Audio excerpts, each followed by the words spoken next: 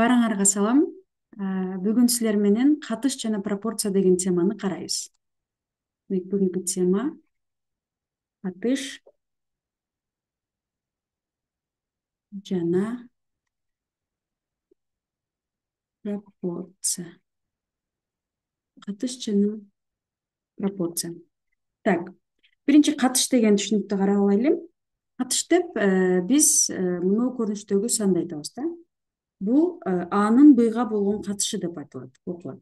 Так, Анын Бга болгон катышы. Түшүнүктүү. Демек биз буга чейин муну Бдан А деп окуганбыз да, же болбосо А бөлү Б деп окуганбыз. Демек ушул бөлчөктү биз Анын Бга болгон катышы деп окусак дагы болот экен. Так, бул катыш бизге эмнени түшүндүрөт? Бул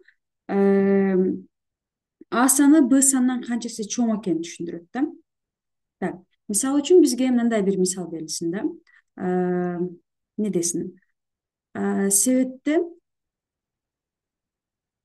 жалпы 30 жашылча бар, же болбосо 30 мөмө бар дейин. 30 мөмө бар. Ошол 30 мөмөнүн ичинде 12 алма, 12си алма жана 18и не дейли, банан деп эле, банан болсун. Банан болсун. Бизден сурасын так, алмалардын банандарга болгон катышы, алманын бананга болгон катышы канча? Алмалардын банандарга болгон катышы, же болбосо жөн эле алманын бананга болгон катышы канча? Бананга болгон катышы канча? Демек биз эмне кылабыз бул жерде? Биринчи эмне жөнүндө сөз болуп атат? Алма, анан банан. Демек бизде Анын ордунда алма бар экен. Алма бизде канча болчу? 12 болчу. Демек 12нин канчага? Банан. Банан бизде 18 болчу. Демек 18ге болгон катышы. Бул жерде бөлчөк, биз бөлчөктү дайым кыскартып коебуз, болушунча кыскартабыз. Бул жерде экөө тең 6га кыскарат экен. Демек 6га кыскартып салсак, 12ни 6га бөлсөк 2 калат. 18ди 6га бөлсөк 3 калат. Демек алманын бананга болгон катышы эмне экен? 2нин 3кө болгон катышында, же болбосо 3төн 2 деп айтсак болот. Так, ушул сыяктуу эле мисалы жалпы мөмөлөрдүн алмаларга болгон катышы канча деген сыяктуу суроо берилип калышы мүмкүн. Ушул жерден эле өзөк эсептей турган болсок, жалпы мөмөлөрдүн алмаларга болгон катышы. Демек жалпы мөмөлөр бизде 30, ал эми алмалар 12. 30-дун 12ге болгон катышы. Ушул жерден экөөнү кыскартып коебуз. Так, бул экөө дагы кайра эле 6га кыскарат экен. Демек 6га бөлө турган болсок 5 калат. Бул жерде 2 калат экен да. Демек эмне деп айтабыз? Жалпы мөмөлөрдүн алмаларга болгон катышы 5тин 2ге болгон катышындай деп айтып койсок болот. Так, кийинкиси. Эгер бизге мындай мисал берилген болсо, Анын Бга болгон катышы, Анын Бга болгон катышы, так, Мдин Нге болгон катышындай деген болсо, жана бөлчөктү ушундай бөлүү кылып жазып койсок деле болот. Мдин Нге болгон катышындай деген болсо, биз мынтип жазып койсок болот. Анын Бга болгон катышы барабар болот Мдин Нге болгон катышы деп. Анан бул жерден биз эмне дейбиз? А барабар МК деп койсок болот. МК. Азыр буга токтолобуз. Б барабар дагы НК деп койсок болот. Демек бизде мына А деген МК. Демек кандай? Мына Анын ордуна биз МКны коебуз. МКнын мына жерде БНКга болгон катышы десек, бул кайра мына Калар кыскарып кетсе, бизде кайра М менен Н калат да. Биз мына жерде кылдык го, биз мына жерде кыскартып салдык, экөөнү тең 6га кыскартып салдык. Ошол кыскарып кеткен сан бизде канча болуп атат? Биздин учурда К болуп атат. Так, буга мисал кандай болуп келиши мүмкүн? мисалы мындай болушу мүмкүн. Жогорудагы мисалга окшош эле. Не дейин кайра эле. Так, кайра эле. Себетте жалпы 20 жемиш бар. Мөмө деп коелучу. Мөмө бар. Мөмө бар. Так. Өрүктүн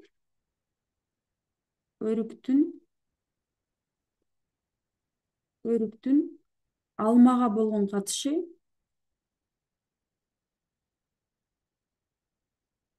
өрүктөрдүн алмаларга болгон катышы дешим керек болчу.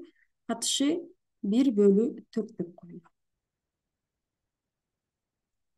Канча алма бар? Ушул суроону табабыз. Так, биз эмне кылабыз?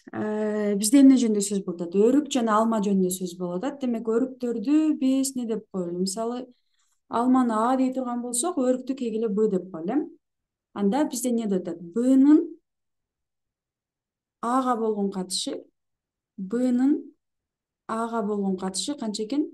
Өрүктүн алмага болгон катышы 1/4 болгон катышындай дептир.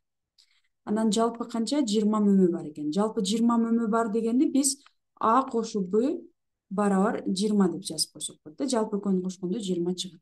Эми мына жердеги эрежени карай турган болсок, демек А барабар МК, Б барабар НК. Демек биз кантип жазабыз бул жерде? Б барабар. Мисалы, мына жерге К деген сандарды кошуп алайын, 1 менен 4-түн жанына. Бул К'лар кыскарып кетсе, кайра 1 менен 4 калат. Демек, Б барабар экен бизде 1К, 1К деген сөз ал жөн эле К болот. А барабар экен канчага? 4Кга. Эми ушул жердеги А менен Бнын маанилерин мына жерге коем. Демек, бизде А барабар 4Кга, ал эми Б барабар Кга. Экөөнү кошсок, канча? Мына жердегидей 20 чыгышы керек. 20. Так, экөөнү кошсок 5К болот, барабар экен 20га. Демек, К барабар экен 20-ны 5ке бөлсөк 4. К бизде 4кө барабар экен. К дегенибиз бул бизде канчага эселүү экенин таптык да, биз Кны табуу менен. Демек, Кны мына жердин ордорунда койсок, 1-ди 4кө көбөйтсөк 4, 4'ü 4кө көбөйтсөк канча? 16 болот. Демек, бизде өрүк дегенибиз 4кө барабар экен. Б дегенибиз, А дегенибиз 16га барабар экен. Чындыгында эле экөөнү кошсок 20 чыгат. Эгер экөөнү 4кө кыскартып салсак, канча? Мыналар калат, 1 менен 4 калат. Демек, бизде канча алма бар деп сураган, то есть Аны сураган. А бизде канча? 16 экен. Демек, жооп 16. Так. Ушуга дагы бир мисал карап көрөлү. Мисалы мындай экен.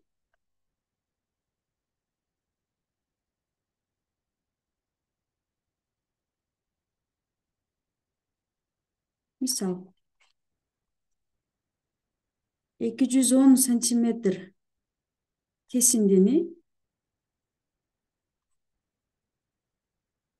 210 сантиметр болгон кесиндини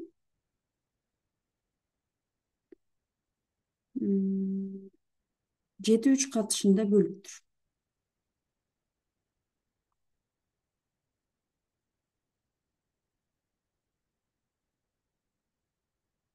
Катышында бөлүндү. Кыскасы канча сантиметр? Кыскасы канча сантиметр деген суроо. Демек, биз мындай кесиндини 210 сантиметр болгон. Аны 7-3 катышында бөлүптүр да. Демек, мындай катышта бөлүптүр. Бул жагы 7, бул жагы 3. Демек, бул жагынын узундугун А десек, бул жагынын узундугун Б дей турган болсок, мисалы А бөлөбүз, мисалы X деп коеюн, бул жагын X десек, бул жагын Y десек. Демек, X-тин Y-га болгон катышы жетинин 3кө болгон катышында экен да. Жана xка y кошо турган болсок 210 сантиметр чыгыш керек. Ушул жерден биз кыскасы канча сантиметр деп, то есть y табышыбыз керек экен да. Y барабар сурап. Демек эмне кылабыз? X'тин тушунда бизде 7 турат. Демек x бизде 7k болот. А y тушунда 3 турат. Демек y бизде 3k болот. X менен y-тин ордуна мыналарды коём. Канча? 7k кошулган 3k барабар 210. Ушул теңдемеден k'ны таап, мына жерге ушул теңдемеден k'ны таап, мына жерге кое турган болсок, биздин мисал чыккан болот. Так. Экөөнү кошо турган болсом 10k болот. Барабар 210го. Демек, k барабар канчага? 210ду 10го бөлсөм 21 болот экен. К 21 болду, эми мына жерге коюп коеюн. Демек, x барабар канча болот? 21ди 7ге көбөйтсөм. Так, акыры 3 болот экен, 143 болот экен, y барабар болот экен 3 көбөйтүү 21ге. 3тү 21ге көбөйтсөм, аягы 3, 63. Демек, 143 жана 63 сантиметрден бөлүптүр да, 210 сантиметр. Бизден кыскасын сураган, демек кыскасы канча экен? 63 сантиметр экен. Демек, жооп 63кө барабар. Так. Катыш боюнча карадык, түшүнүк алдык. Эми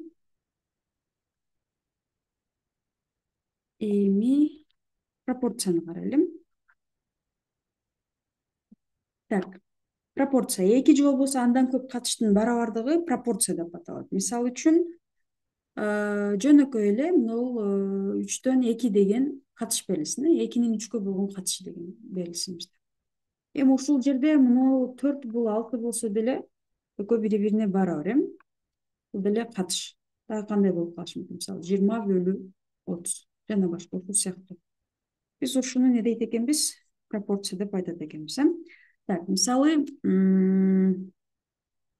жазайын ушуларды тамгалар менен. Анын бга болгон катышы барабар сынын дга болгон катышы деп жазайлы.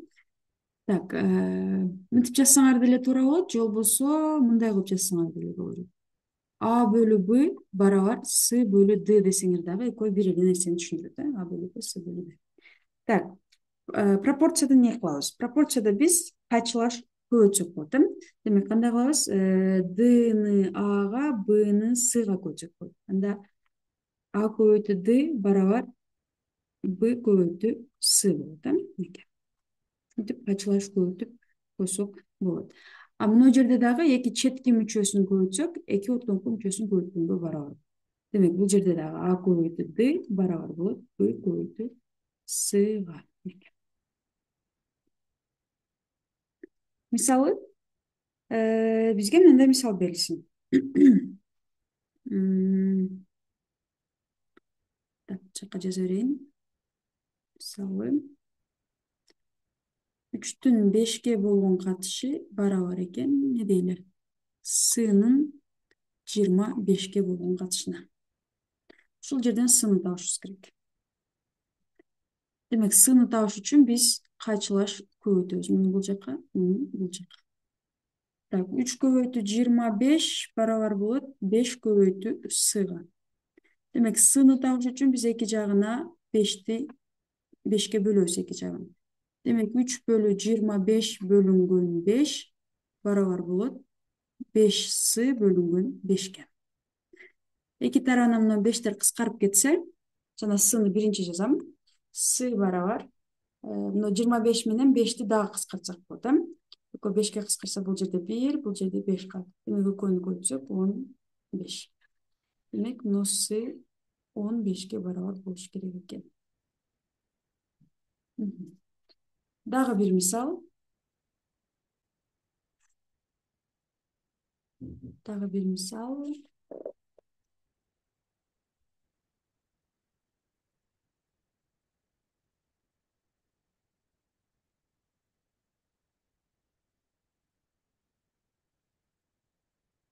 Так, мисалы, 3түн 4кө болгон катышы барабар болсун Днын 6-га болгон катышына. Демек эмне кылабыз? Бул жерде дагы кайчылашып өтөбүз. Дны табышыбыз керек. 4D барабар 6-ны 3-кө көбөйтсөк 18. Демек D барабар 18 бөлүнгөн 4. Так, 18 менен 4 кыскарат. Демек биз бөлүп кыскартып коебуз. Канча болот экенин кыскартсак? Так, 2 тең 2 кыскарат. Бул жерде 2, бул жерде 9 калат. Демек бизде D барабар экен 9 бөлүп 2-ге. Же болбосо 4,5 деп бөлүп жазып койсоңор дагы боло берет. Так. Дагы кандай мисалдар бар экен?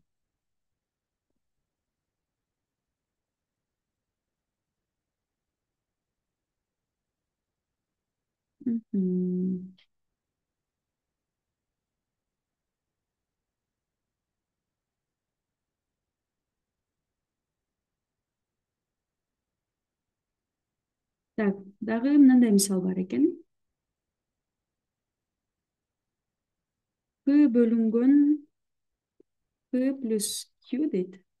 Барабар 2 бөлү 5ке. Болсо, биз салыштырышыбыз керек колонка. P плюс Q бөлүнгөн Q чоңбу же 5 бөлүнгөн 2 чоңбу деген мисал экен. Так, эмне кылабыз? Бизге башында пропорция берилиптир. Бул жерден кайчылаш көбөйтөбүз. Муну бул жака, муну бул жака. Көбөйтө турган болсок, так, 5P барабар 2P кошулган 2Q болот. Эми бул жерден бирдей тамгаларды бир тарапка чогултабыз. Канча болот? 5P минус 2P барабар 2Q. Өнөкүлөтө турган болсок, 5P'den 2 5P'den 2P'ni ала турган болсок, 3P барабар болот 2Qга. 5P барабар 2Qга. Так, ушул жерден мынтип жазып алсак да болот да.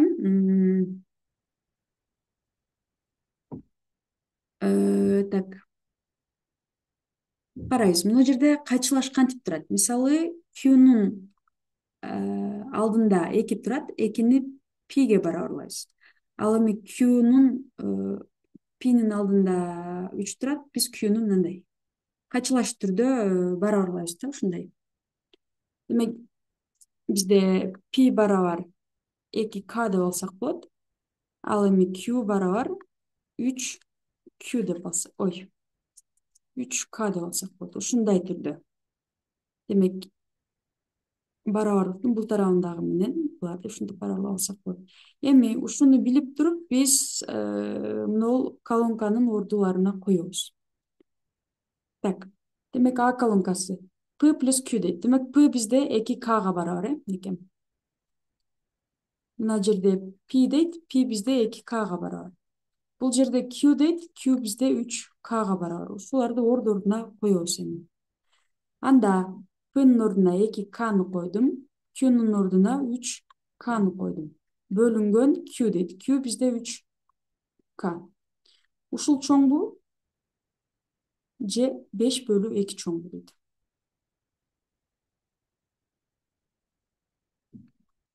Же 5 бөлү 2 чоңбу деп колонканы дагы жазып турайын. Эми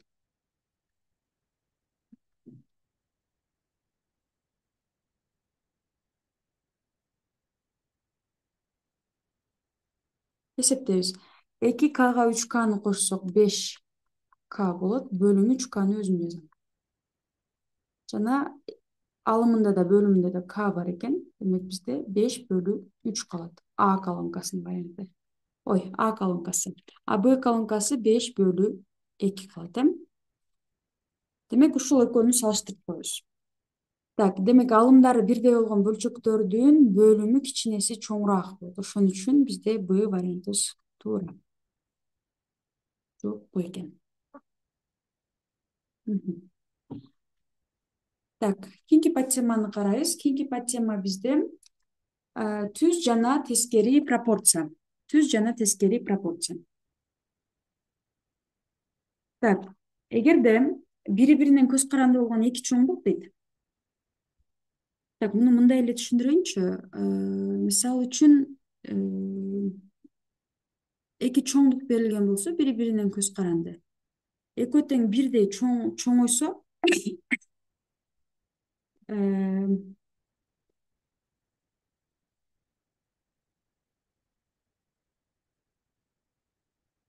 эгерде бири биринен көз каранды болгон эки чоңдук бири кандайдыр бир эсе чоңойгондо, экинчиси дагы кандайдыр бир эсеге чоңойсо, анда алар түз пропорциялаш болот да.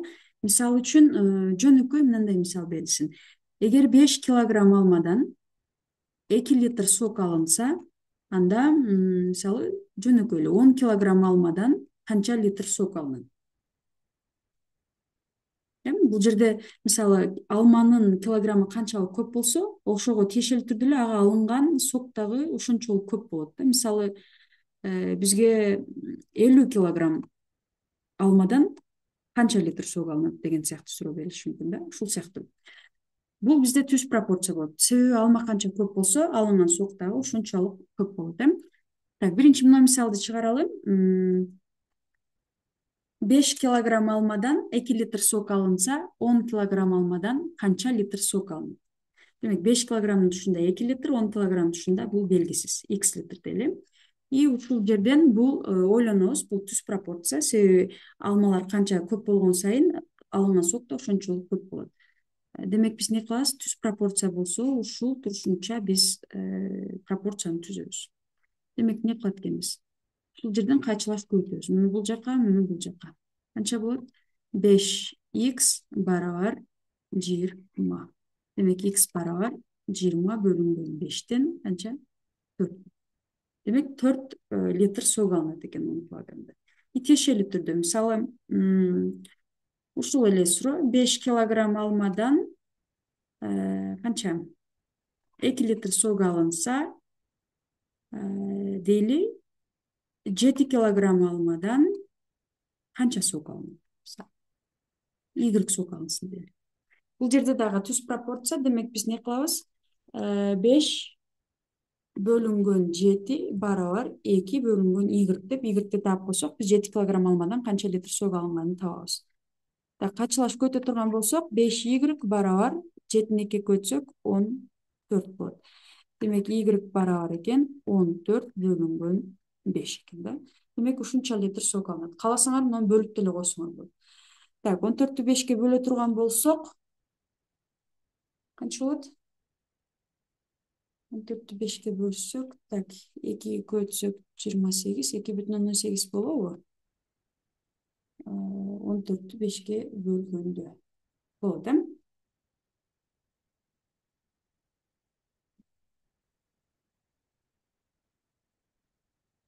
Так, дагы кандай мисал карайлы?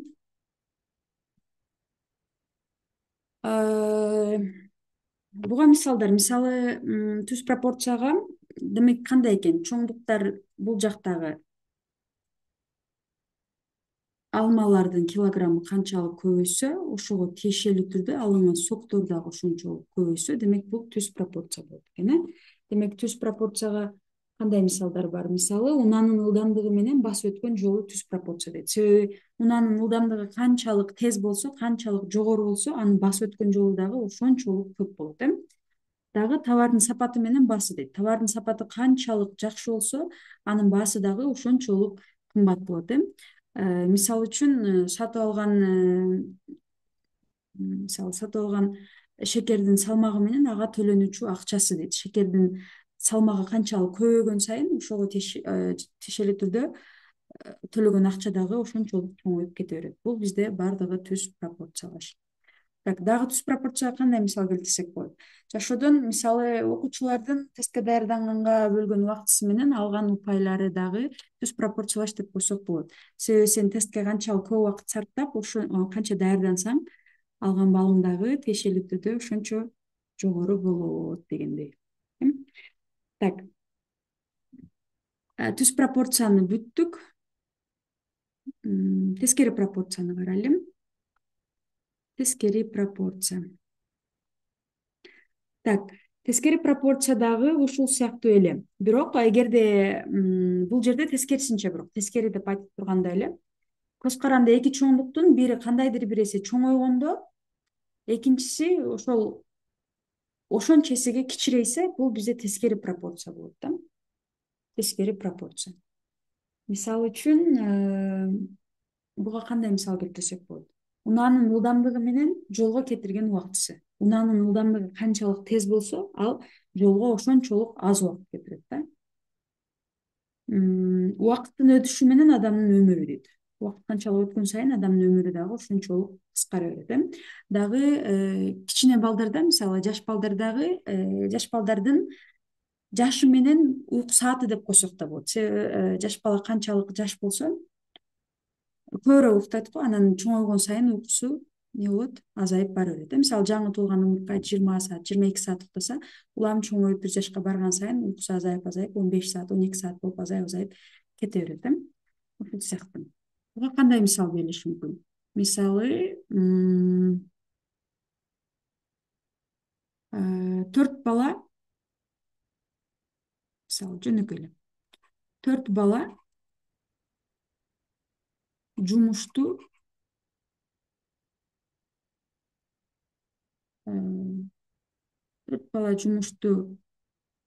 5 күндө бүтүрсө,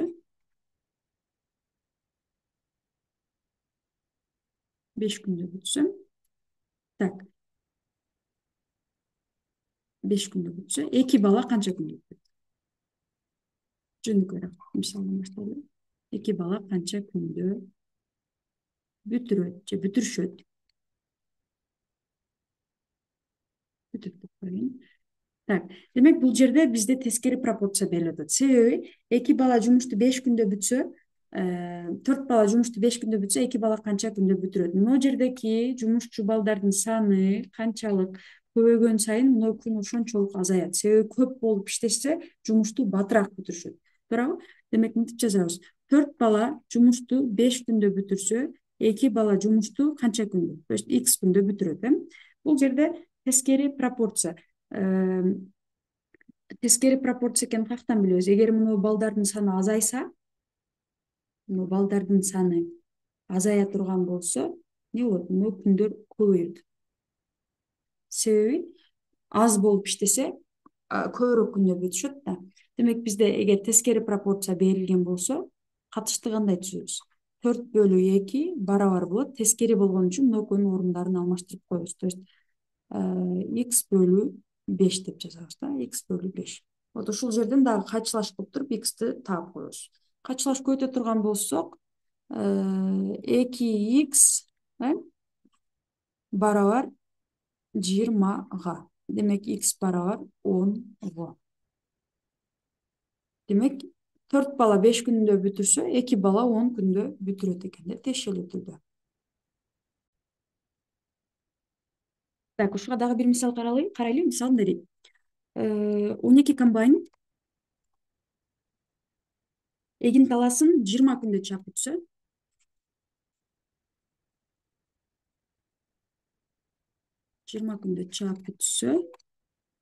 анда ошол эле эгин таласын 15 комбайн канча күндө айдап бүтөт дейт? Канча күндө бүтөт? Так, демек эмне дейт? Эгер 12 комбайн 20 күндө бүтсө, 15 комбайн канча күндө? Демек кандайдыр бир белгисиз күндө, мисалы Y күндө бүтөт. Эми ушул жерден ойлонобуз. Бул түз пропорциябы же тескери пропорциябы? Так, эгер бизде комбайндардын саны канчалык көбөйсө, жумушчу күчү көбөйөт дагы, мына күн азаят. Туурабы? Мунулар көбөйгөн сайын, комбайн көбөйгөн сайын күн бизде азаят. Демек бул эмне экен? Тескери пропорциялар. Тескери пропорция боло турган болсо, 12нин 15ке болгон катышы, бул жактагылардын орундарын алмаштырып, анан катыш жазабыз. Демек Y-тын 20га болгон катышы. Демек биз ушул жерден эмне кылабыз? Кайчылаш көбөйтүп туруп, Y-ти таап койсок, биздин мисал чыккан болот. 15Y барабар 12 көбөйтүү 20. Демек Y барабар 12 көбөйтүү 20 бөлүнгөн канча? 15. Кыскартабыз. Так, 12 менен 15 кыскарат. Экөө тең 3кө бөлүнөт. Бул жерде 5 калат, бул жерде 4 калат. 20 менен 5 дагы кыскарат. Бул жерде 1 калат, бул жерде 4 калат. Демек көйтүп отурган болсок, 4-тө көйтсөк 16. Демек y барабар 16. Башкача айтканда 16 күндө бүтөт экен. 15 комбайн 16 күндө бүтөт экен. Түшүнүп алдыңар деп ойлойм. Дагы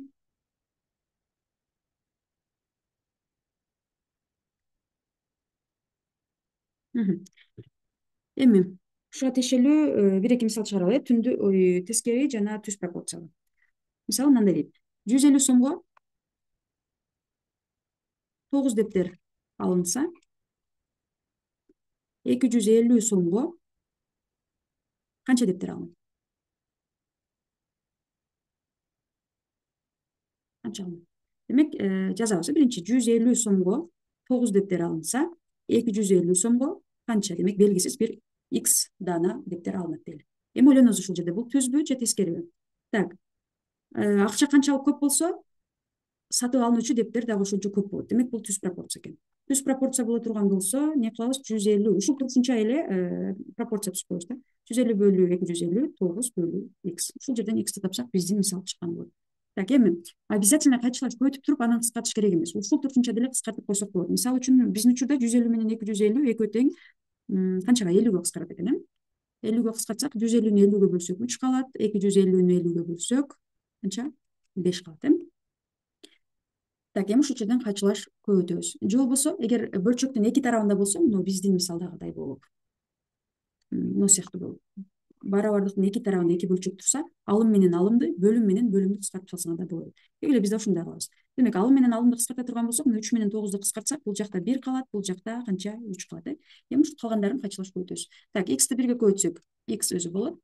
5ти мына 3кө көбөйтсөк, 15 болот экен, Демек, 150 сомго 9 дептер сатып алса, 250 сомго 15 дептер сатып алынат экен. Так, дагы кандай мисал?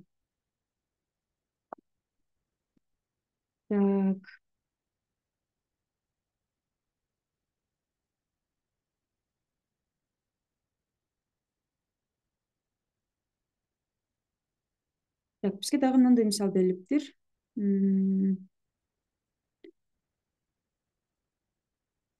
Бул мындай экен.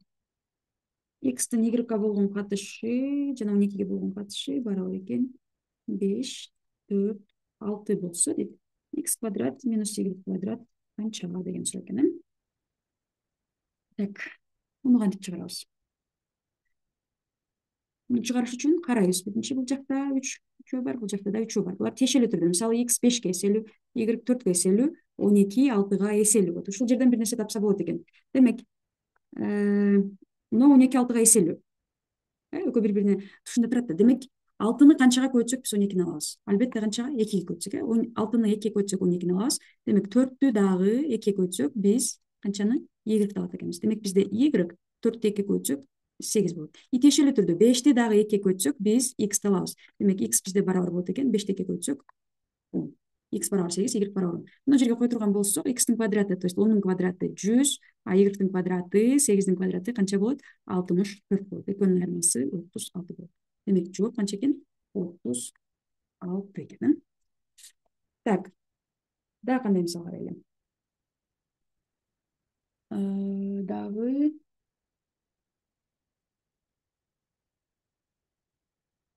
мындай мисал экен. 3 сандын арифметикалык орточосу 24 дейт. Жаза берейин мына жерге текстти. 3 сандын арифметикалык орточосу 24 жана катышы дейт. Жана катышы 2 7 9дай экен. Эң чоңу канча дейт? Эң чоңу канча дейт? Так, демек эмне кылабыз? Бул жерде 3 сандын арифметикалык орточосу берилиптир. Ал 3 санды биз А, Б, С деп жазып койсок болобу? Демек, А, Б, С. 3 сандын арифметикалык орточосу 24 деген сөз. Үчөөнү кошуп туруп, 3кө бөлсөм канча? 24 чыгат деген сөз, Жана алардын катышы берилген. Демек, Анын Бга болгон катышы жана Сга болгон катышы барабар экен. Канчага? 2-нин 7ге жана 9га болгон катышы. Ушул экөөдөн биз А, Б, Сларды аныкташыбыз керек. Демек, А бул биринчиде турат. Демек, А бизде 2К. биринчиде 2 турат. Б демек бизде 7к, ал эми С бизде 9к экен. Эми бул жака коебуз. Үчөөнү кошсок дейт. То есть канча? 2к, 7к, 9кны кошуп туруп, 3кө бөлсөк 24 чыгышы керек экен. Эми кошобуз үчөөнү. Канча болот? 9, 9га 9ду кошсок 18к бөлүнгөн 3 барабар 24. Так, 18 3кө бөлө турган болсок 6 калат. 6к барабар 24. 24-тү 6-га бөлсөк бизде к чыгат. Демек к 4 экен. Эгер к 4 боло турган болсо биздин биринчи саныбыз 8 болот. Экинчи саныбыз 28 болот. Үчүнчү саныбыз канча? 20 эмес 36 болот. Бизден канчасыны эң чоңун сураган. Демек эң чоңу бизде канча экен? Жооп 36. Эң чоңун сураган. Так. Дагы бир мисал. Так, атасы менен баласынын бут кийимдеринин өлчөмүнүн катышы. Атасы менен баласынын бут кийимдеринин катышы канча? 3-түн 2ге болгон катышында экен. Атасы 42 размер кийет экен. 42 өлчөм кийсе, так, не болуп кетти мына жер. Кийсе, баласы атасынан канча өлчөм кичине кийет дейт. Анда баласы атасынан канча өлчөм кичине кийет?